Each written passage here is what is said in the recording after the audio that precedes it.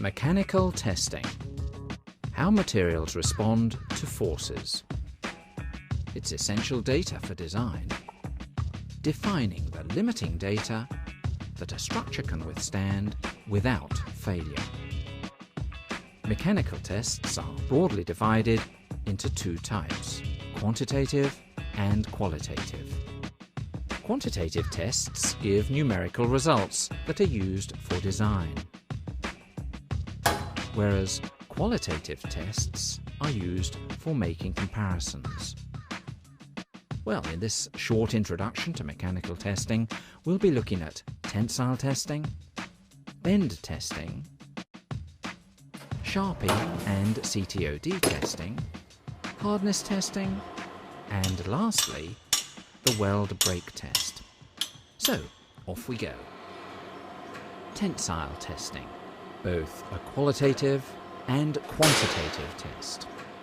In a nutshell, a suitably prepared specimen like this, machined to dimensions dictated by the codes, is pulled apart uniaxially at a specified rate. Both the load and the test piece extension are continuously measured and recorded. So, from this test, we can create a stress-strain curve defining the ultimate tensile strength and the yield point. In other words, measures of the material's strength, as well as the percentage elongation and the percentage reduction in area, both measures of the material's ductility. And the slope of the elastic portion of the curve, essentially a straight line, gives us the Young's modulus. Unlike the tensile test, the bend test provides a purely qualitative result that can be used to evaluate both the ductility and the soundness of the material, usually a weld section. It's often used for quality control of butt-welded joints. Both the test piece and the test equipment are simple. The test uses a coupon that is bent in three-point bending to a specified angle. Since the outside of the bend is extensively plastically deformed, any defects or signs of embrittlement are quickly revealed. The test kit itself varies from the popular male-female former to the wraparound bender, rather like a plumber's pipe former.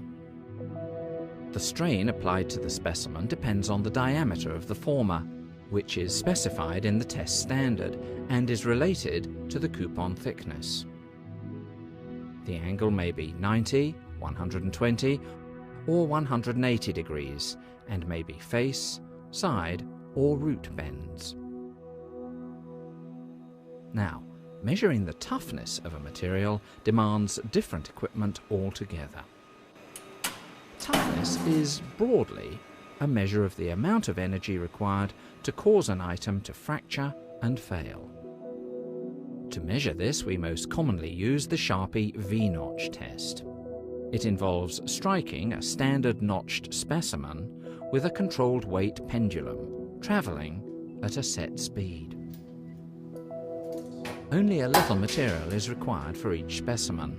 They're 55 mm long, 10 mm square, and have a 2 mm deep notch, but can be smaller for thin materials. The specimen is struck on the opposite face to the notch. It's fractured, and the pendulum swings through by a specific amount, giving a measure of the energy required to break the material. The amount of energy absorbed in fracturing the piece gives an indication of the notch toughness of the test material. If a small amount of energy is absorbed, the material is brittle. Ductile materials absorb a great deal of energy. Experience indicates that a specified energy absorbed is required to avoid brittle fracture. Measuring fracture toughness accurately, in a way that can be related to a tolerable flaw size, is a job for the crack tip opening displacement test, or CTOD as we call it. Unlike the small, inexpensive Sharpie specimen, the CTOD specimen maybe the full thickness of the material. It contains a genuine fatigue crack and will be loaded at a rate representative of the service conditions. As the name suggests, the crack tip opening is measured throughout the test and may be used in fitness for purpose assessments. As bending proceeds, the crack tip plastically deforms until a critical point is reached, when the crack has opened sufficiently to initiate a fracture event and either partial or complete failure of the specimen. Many specimen geometries may be used, and this type of test piece is known as the single-edged notched bend, or SENB specimen. The compact tension, or CT specimen, may also be used to characterize fracture behavior. It's similar to the SENB specimen in that it's a proportional specimen of full plate thickness, containing a deliberately introduced fatigue crack. CT specimens require much less material to manufacture, but are considerably more expensive to machine. CTOD tests enable critical floor sizes to be calculated and decisions made about fitness for service, or the required level and sensitivity of non-destructive examination. So they are quantitative tests. There are, however, a number of qualitative tests which dictate a go or no-go result. Typical of these is the nil ductility temperature test. It's confusingly dubbed the NDT test. The sample size is standardized, depending upon plate thickness. A brittle crack is introduced on one side, and the simply supported specimen is struck in a standard way. The test is carried out on a number of specimens at progressively lower temperatures until the test piece breaks in a brittle fashion. This is known as the nil ductility temperature, or NDT. Now, hardness testing is something different altogether. The term hardness has several meanings, but it broadly means resistance to indentation and is a measure of tensile strength. The Vickers hardness test uses a pyramid-shaped diamond indenter, which of course doesn't deform at high loads. By lowering the indenter under a standard load for 30 seconds onto the surface of the sample, it's possible to calculate the hardness by measuring the impression it leaves. Needless to say, the indenter dimensions and the loads applied are standardized in the codes. The Rockwell hardness test, named after the American Stanley Pickett Rockwell, works on a similar principle, with a conical indenter, but uses 2 applied loads. The permanent increase in penetration depth is used to calculate the Rockwell hardness number. Different loads are used for materials with different hardnesses. The most common scales are Rockwell B and Rockwell C hardness.